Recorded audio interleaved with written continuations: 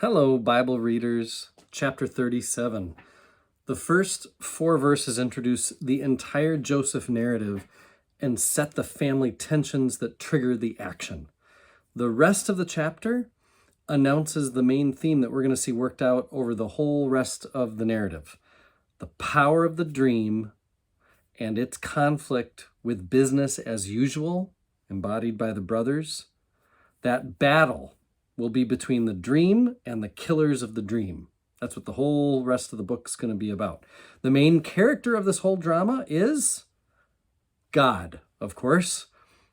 And what's interesting about this Joseph narrative is that God is hidden in the form of a dream, silent, not at all visible. And yet the listener of this story knows that this dream is God's kind of work. Without the dream, there would be no Joseph, there would be no narrative.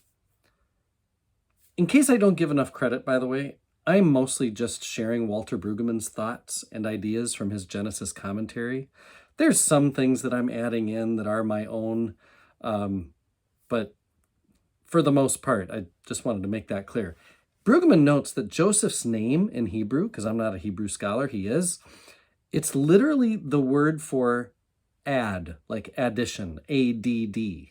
Joseph is added to the family of Jacob by the mercy of God.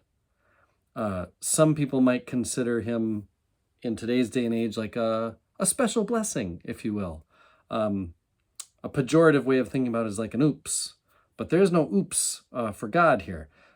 Joseph's brothers would have seen him as an unwelcome afterthought, as Brueggemann calls him, but the narrative suggests that Joseph is added to Israel's family as a special gift that then reshapes everything.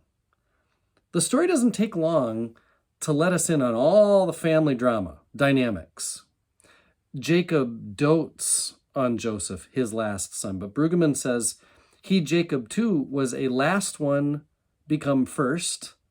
This son is a sign that the promise still works in his life and in his body, in Jacob's body. And in this one, Jacob sees promises he himself has not lived. Nothing is to be withheld then from this special one added, late. It's out of this deep, arbitrary, almost embarrassing devotion that Jacob gives Joseph a special robe, a mark of regal status that announces his son is the wave of the future. The language used in Genesis to describe the coat is related closely to the way the clothes of the garden were described. Maybe this is a good point to call this robe splendiferous, one of my favorite words in the English language. But the brothers, they see things, they're observant, they're also quite sensitive, they are jealous. And this is where Brueggemann suggests the story contacts our lives, because each of us is at some point in this kind of triangle. As one having been loved too much, like Joseph, as one loving too much, like Jacob, or as one feeling loved too little, like the brothers.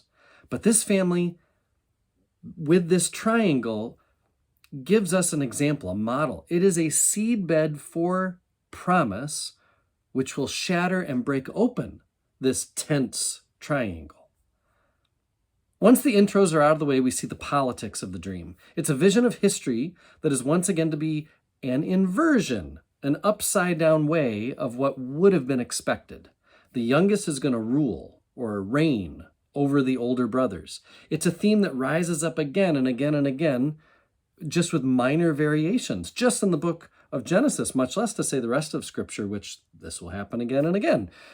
We see it happen to a faithful person like Isaac, to a scheming person like Jacob, and now one who doesn't really ask for it at all. His dad just loves him the most, like Joseph. Together, these variations on the same theme tell us that God's promise is not about us. It's not about the person who carries the promise. God's promise is about God and God's faithfulness through the promise. So the brothers obviously don't like the dream because it takes away their status. So their solution is kill the dreamer and thereby his dream. So we go from seeing hopeful humanity through Joseph to an example of hopeless humanity as the brothers can't value the promise more than themselves. But the dream is stronger than their hate and their jealousy. They leave Joseph, of course, feeling triumphant. Of course, they are not. And then we see the meaning of the long robe. This is very interesting. Brueggemann points out that first it was used for enthronement, then as an instrument of dethronement, as the brothers strip him of it. In the last, it's used as evidence for the death of the dream. So this robe that began in deep love, then torn in deep hate, becomes the main tool for a deep deception. And Jacob buys it. He believes it. The hate of the brothers seems to have triumphed over the love of the father. And so we then come to a lesson, a big last lesson, on how those who grieve can possibly still hope, or why they don't still hope, perhaps. The question is, how do hopers hope when the dream is dead? How does one endure the promise at this point? I mean, that's a really good question to chew on.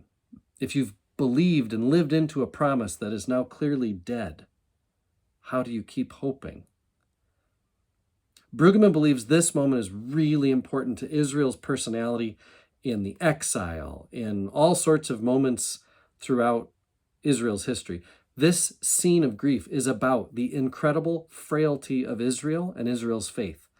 Do we appreciate how fragile the whole project of faith is? He says all kinds of tomorrows are crushed for the sake of tough, ruthless todays. There is ample ground for refusing to be comforted. True. But that's not where this story ends, is it? Verse 36 says, meanwhile, Joseph is alive and sold into slavery. Not great. He's not free, but he's also not dead. Brueggemann asks, what dream is still dreamed over us? What a great question. What promise is God guarding on our behalf now? In response to overwhelming dreams, we may be Joseph sometimes, being a dreamer. We may be the brothers sometimes, denying a dream. And sometimes we may be Jacob trying to keep the dream.